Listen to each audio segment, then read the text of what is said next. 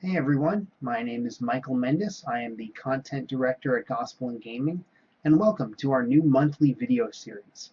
Each month I want to take a few moments to talk about some of the big gaming news stories that come out each month.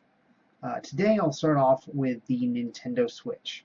Now, I talked about the Nintendo Switch a few months back in November when the console was first announced.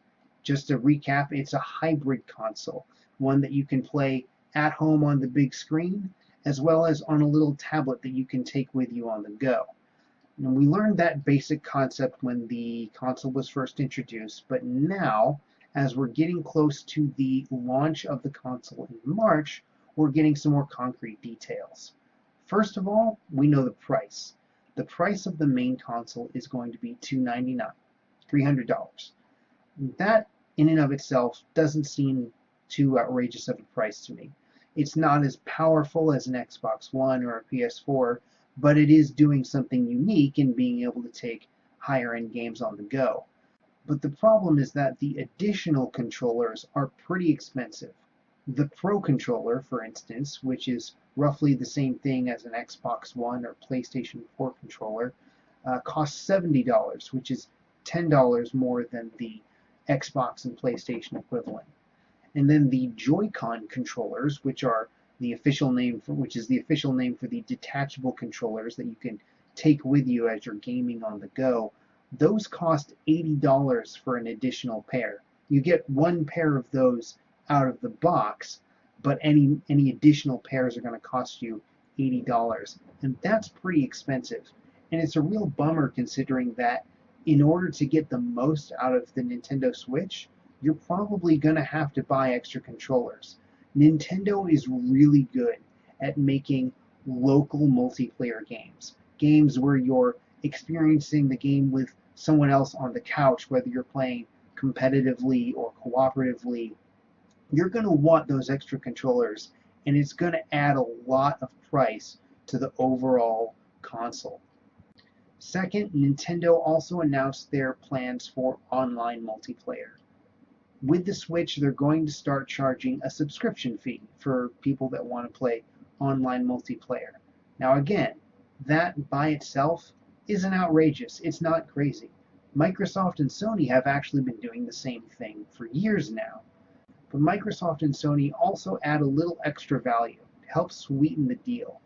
If you have an Xbox Live subscription or a PlayStation Plus subscription, each month you get access to multiple new games that you can continue to play as long as you have that subscription.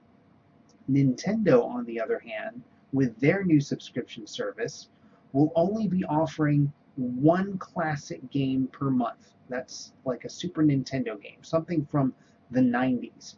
One classic game per month, and once that month is up, you can't play that game again unless you purchase it outright.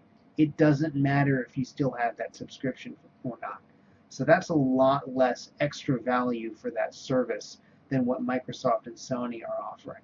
And then third, we got to see some of the games that are coming out for the Switch at launch in March, as well as over the course of 2017.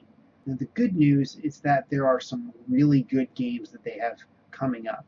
In particular, the new Zelda game, The Legend of Zelda Breath of the Wild. That game is coming out at launch, and it looks great. It's beautiful, huge open world, slick graphics. Anyone who's a big Nintendo fan or a big Zelda fan is going to want this one. They're also making a new Splatoon game. Splatoon being the colorful, cartoony shooter that Nintendo first made a few years ago. New game coming out on that. That looks great. The first game looked really great. And then at the end of the year, we'll have a new Mario game, a new 3D Mario game. Those are always well received by fans and critics alike, always a big hit with Nintendo. But outside of that and maybe a few niche Japanese games, there really aren't a whole lot of heavy hitters coming out through the rest of 2017. And really, there aren't that many games coming out for it overall.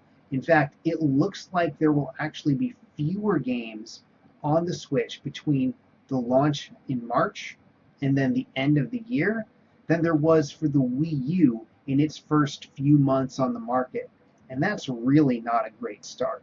Overall, it's a bit disappointing between the price and the lackluster online service and the fact that we just aren't getting that many games for the system. I still really like that the system is able to take higher end games on the go.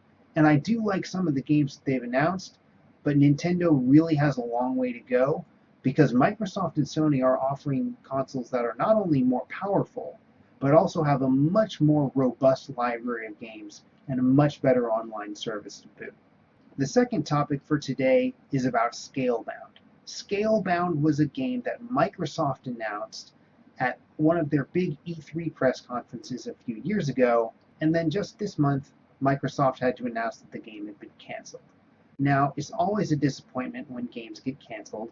Fans don't get to play the game that they've been looking forward to playing, and companies have to lay off workers. This one hurts a bit more, though, because it was announced at such a big stage, and because the team that was making it, Platinum Games, is pretty well known in the gaming industry for making really great titles.